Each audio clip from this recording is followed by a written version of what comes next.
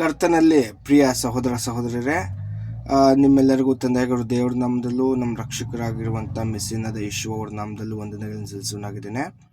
ತುಂಬ ಜನ ಏನು ಮಾಡ್ಕೊಂಡಿದ್ದಾರೆ ಅಂದರೆ, ಬೈಬಲಲ್ಲಿರುವಂಥ ಆದಿಕಾಂಡದಿಂದ ಪ್ರಕಟಣೆ ಬರುವಂಥ ಎಲ್ಲ ವಿಷಯಗಳು, ಎಲ್ಲ ವಾಕ್ಯಗಳು ಇವೆಲ್ಲ ದೇವರ ವಾಕ್ಯಗಳು ಅಂತ ತಿಳ್ಕೊಂಡಿದ್ದಾರೆ. ಖಂಡಿತ ಅಲ್ಲ.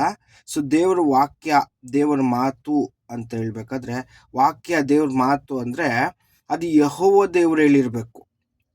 ಆಯಿತಾ? ಅದು ದೇವ್ರ ಮಾತು. ಇಲ್ಲ ಯೆಹೋವ ದೇವರ ಭಕ್ತರು, ಪ್ರವಾದಿಗಳು ಹೇಳಿರಬೇಕು.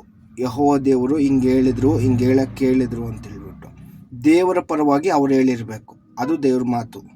ಯೆಹೋವ ದೇವರು ಮಾತಾಡಿರಬೇಕು. ಇಲ್ಲ ಅವ್ರ ಭಕ್ತರುಗಳು, ಪ್ರವಾದಿಗಳು, ಅವ್ರ ಭಕ್ತರುಗಳು ಏನು ಮಾಡಬೇಕು, ಈಗ ಯೆಹೋವ ದೇವ್ರು ಹಿಂಗೆ ಹೇಳಿದ್ರು ಅಂತ ಹೇಳಬೇಕು. ಸೊ ಅದು ವಾಕ್ಯ.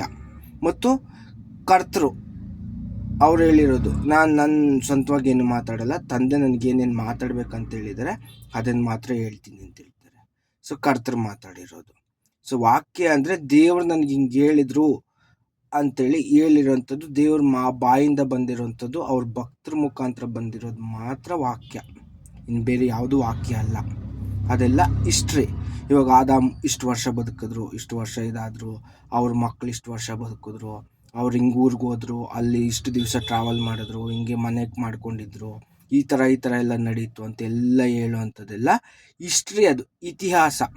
ಹಿಂಗೆ ನಡೀತು ಅಂತ ಹೇಳ್ಬಿಟ್ಟು ಅದೆಲ್ಲ ದೇವ್ರ ವಾಕ್ಯ ಅಲ್ಲ. ದೇವ್ರ ವಾಕ್ಯ ಅಂದರೆ ಯೆಹೋವ ದೇವ್ರು ಮಾತಾಡಿರಬೇಕು. ಇಲ್ಲ ಯೆಹೋವ ದೇವ್ರು ಹಿಂಗೆ ಮಾತಾಡೋಕ್ಕೆ ಕೇಳಿದ್ರು ಅಂತ ಅವ್ರ ಭಕ್ತರು ಹೇಳಿರಬೇಕು.